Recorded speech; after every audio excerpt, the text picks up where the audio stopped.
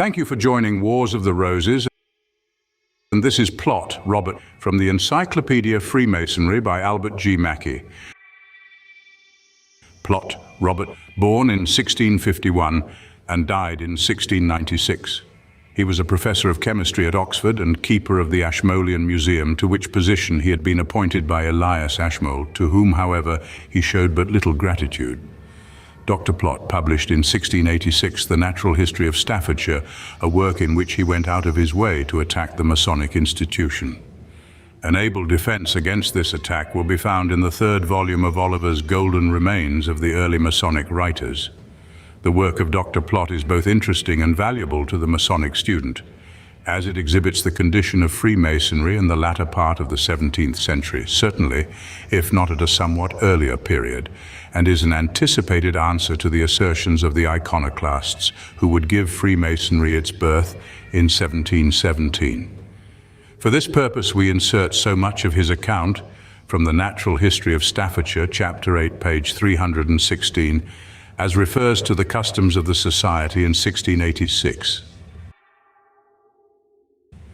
To these add the customs relating to the county, whereof they have one, of admitting men into the society of Freemasons, that in the moorlands of this county seems to be of greater request than anywhere else, though I find the custom spread more or less all over the nation. For here I found persons of the most eminent quality that did not disdain to be of this fellowship, nor indeed need they, were it of that antiquity and honor, that it pretended in a large parchment volume they have amongst them, containing the history and rules of the craft of masonry, which is there deduced not only for sacred writ, but profane story, particularly that it was brought into England by St. Amphibal and first communicated to St. Alban, who set down the charges of masonry and was made paymaster and governor of the king's works, and gave them charges and manners as St. Amphibal had taught him, which were after confirmed by King Athelstan, whose youngest son Edwin loved well masonry, took upon him the charges and learned the manners, and obtained for them of his father a free charter, whereupon he caused them to assemble at York and to bring all the old books of their craft, and out of them ordained such charges and manners as they then thought fit, which charges in the said scroll or parchment volume are in part declared, and thus was the craft of masonry grounded and confirmed in England. It is also there declared that these charges and manners were after perused and approved by King Henry VI, and his council, both as to masters and fellows of this right worshipful craft, into which society, when any are admitted, they call a meeting or lodge, as they term it in some places, which must consist at least of 5 or 6 of the ancients of the order, whom the candidates present with gloves, and so likewise to their wives, and entertain with a collation according to the custom of the place. This ended, they proceed to the admission of them, which chiefly consists in the communication of certain secret signs, whereby they are known to one another all over the nation, by which means they have maintenance whithersoever they travel. For if any man appear, though altogether unknown, that can show any of these signs to a fellow of the society, whom they otherwise call an accepted mason, he is obliged presently to come to him from what company or place soever he be in, nay, though from the top of a steeple, what hazard or inconvenience soever he run to know his pleasure, and assist him. Viz., if he want work, he is bound to find him some, or if he cannot do that, to give him money, or otherwise support him till work can be had, which is one of their articles. And it is another that they advise the masters they work for, according to the best of their skill, acquainting them with the goodness or badness of their materials.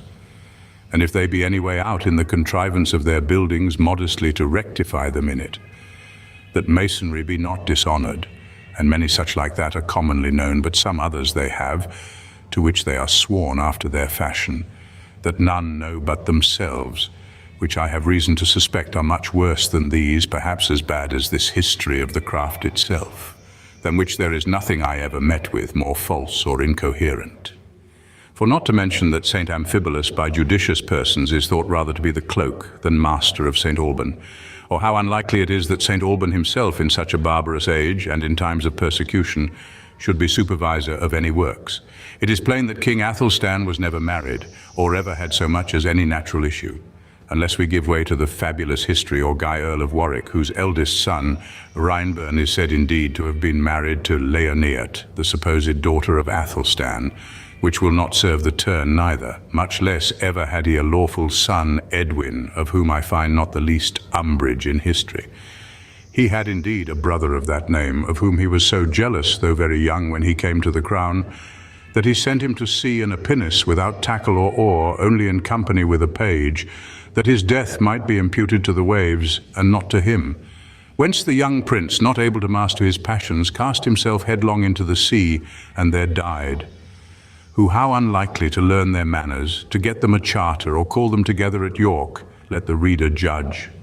Yet more improbable is it still that Henry VI and his council should ever peruse or approve their charges and manners, and so confirm these right worshipful masters and fellows, as they are called in the scroll. For in the third of his reign, when he could not be 4 years old, I find an act of Parliament quite abolishing this society, it being therein ordained that no congregations and confederacies should be made by Masons in their general chapters and assemblies, whereby the good course and effect of the statutes of laborers were violated and broken in subversion of law, and that those who caused such chapters or congregations to be holden should be adjudged felons, and those Masons that came to them should be punished by imprisonment, and make fine and ransom at the king's will. So very much out was the compiler of this history of the craft of masonry, and so little skill had he in our chronicles and laws, which statute, though repealed by a subsequent act in the 5 of Elias, whereby servants and laborers are compellable to serve, and their wages limited, and all masters made punishable for giving more wages than what is taxed by the justices, and the servants if they take it, etc. Yet this act too being but little observed, 'tis still to be feared these chapters of Freemasons do as much mischief as before, which if one may estimate by the penalty was anciently so great, that perhaps it might be useful to examine them now. Thank you for watching, and please don't forget to share, like, subscribe and comment, and if you can, please consider donating to Wars of the Roses. Links to PayPal and Patreon are in the description. Thank you so very much.